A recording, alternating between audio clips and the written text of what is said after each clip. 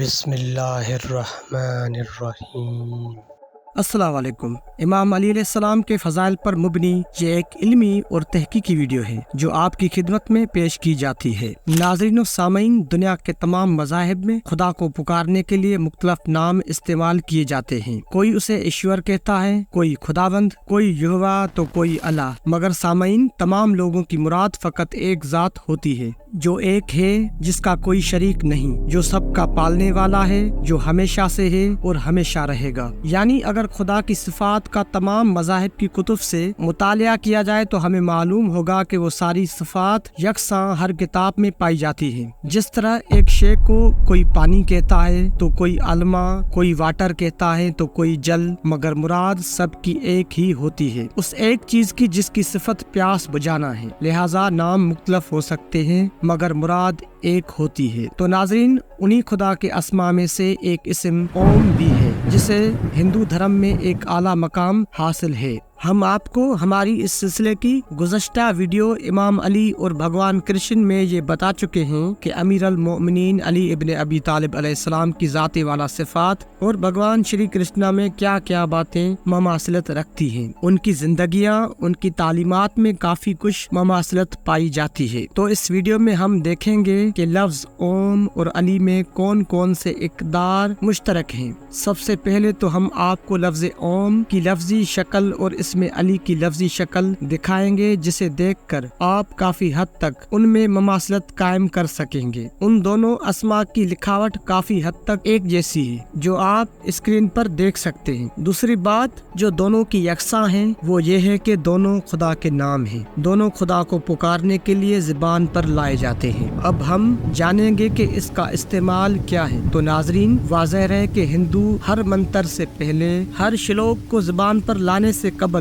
اوم اپنی زبان پر لاتے ہیں، یعنی وہ اپنے تمام نیک کاموں کا آغاز اوم سے کرتے ہیں، جبکہ سبھی جانتے ہیں کہ مسلمان بھی ہر کام سے قبل بسم اللہ کا ورد کرتے ہیں، جس کا مطلب ہے اللہ کے نام کے ساتھ۔ تو جب ہم کتب احادیث کا مطالعہ کریں تو معلوم ہوگا کہ امام علی علیہ السلام کی زیارت کا جملہ ہے السلام علی اسم اللہ الرضی، اے اللہ کے پسندیدہ نام، آپ پر سلام۔ تو دوسری ظاہری مماثلت یہ ہوئی کہ علی اور اوم دونوں سے اپنے کاموں کی ابتدا کی جاتی ہے۔ اب ہم معنی کی طرف آتے ہیں تو عقل چکرا جاتی ہے۔ اوم جیسے عقل کو حیران کر دینے والے لفظ کا مطلب نہایت عجیب معلوم ہوتا ہے۔ سنسکرت انگلش ڈکشنری جو 1907 میں شائع ہوئی، جس کے مؤلف پنڈت ہردیال ایم اے شاستری ہیں، وہ اوم کے معنی کچھ یوں لکھتے ہیں: Om a holy word of Sanskrit language which is showing different meanings but true meanings are following.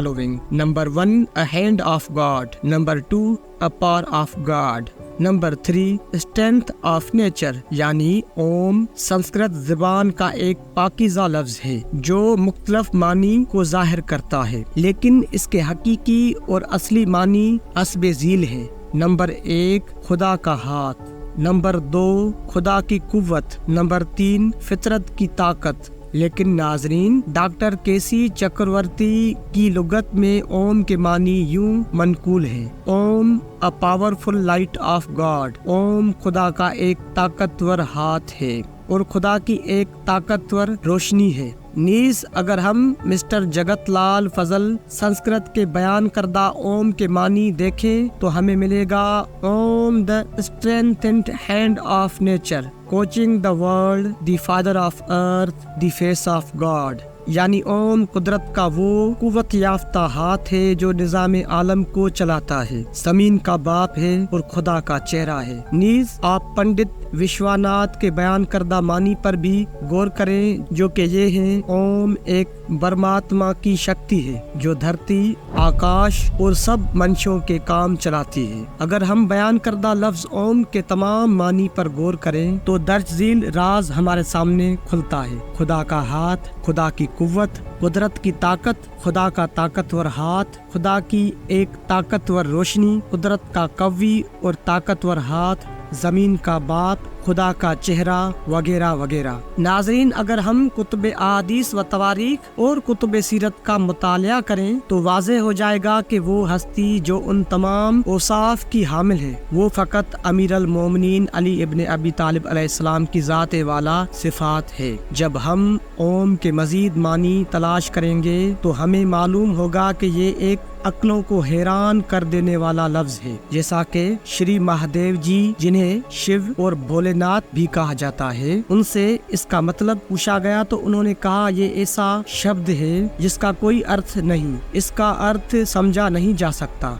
क्योंकि वास्तव में ओम शब्द ही नहीं, सारी सृष्टि ओम के अंदर है और इसी सृष्टि की रचना हुई है। यानी ओम का मतलब समझना दुश्वार है, क्योंकि हकीकत में ओम कोई लफ्ज ही नहीं कि जिसका कोई मतलब समझा जा सके। नीज ये सारी कायनात ओम ही से बनी है। नाजरीन, इस कौन को बाकायदा पड़ोसी मुल्क भारत में बनने वाले ड्रामे देवों के देव महादेव में दिखाया गया है। अब हम देखेंगे कि कुतुब अहादीस में मौलाए कायनात इमाम अली अलैहिस्सलाम का क्या मतलब है। तो हमें मुतालिया करने से मालूम होगा कि मौला अमीर कायनात अली अलैहिस्सलाम ने फरमाया, मैं वो हूँ जिस पर किसी इस्म का इतलाक नहीं होता, मेरा जाहिर इमामत है और बातिन इंतहाई गहरा या बारीक पैमाना है जिसका तसव्वुर करना मुमकिन नहीं। नाजरीन, ये रिवायत किताब मशारिकुल अनवार अल यकीन, जो कि हाफिज रजब बरसी की तसनीफ है, से पढ़ी गई। नीज इमाम आली मकाम का एक और इरशाद भी है कि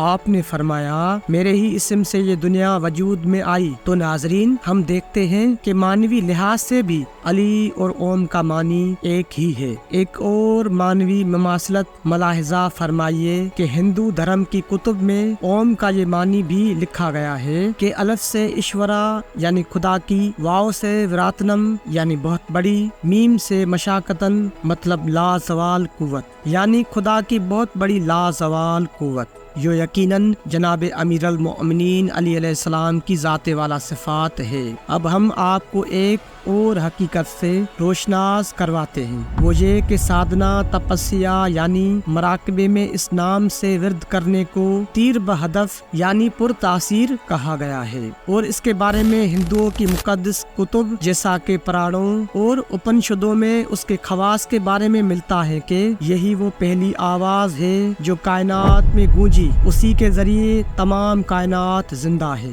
वो तमाम अशिया जो वजूद रखती है वो इसी में से निकलती है और इसके जाब से इंसान अपने तहतुल शऊर और लाशऊर तक रसाई हासिल कर सकता है। तो जब हम इमाम अली अलैहिस्सलाम की ज़ाते वाला सिफात को देखें तो हमें मिंबर सलूनी से एक आवाज बुलंद होती सुनाई देगी कि मैं ही इस कायनात की जिंदगी हूँ, मेरे सबब ही से ये कायनात वजूद रखती है और अली ही वो नाम है जिसका विर्द ऐन इबादत बारी ताला का दर्जा रखता है। तो नाजरीन, आपने देखा कि किस तरह इसमें अली और ओम में काफी हद तक ममासलत पाई जाती है। चूँकि दोनों ही खुदा के अस्मा हैं, इसलिए उनका विर्द हर लहजा हर मखलूक की ज़बान पर रहता है।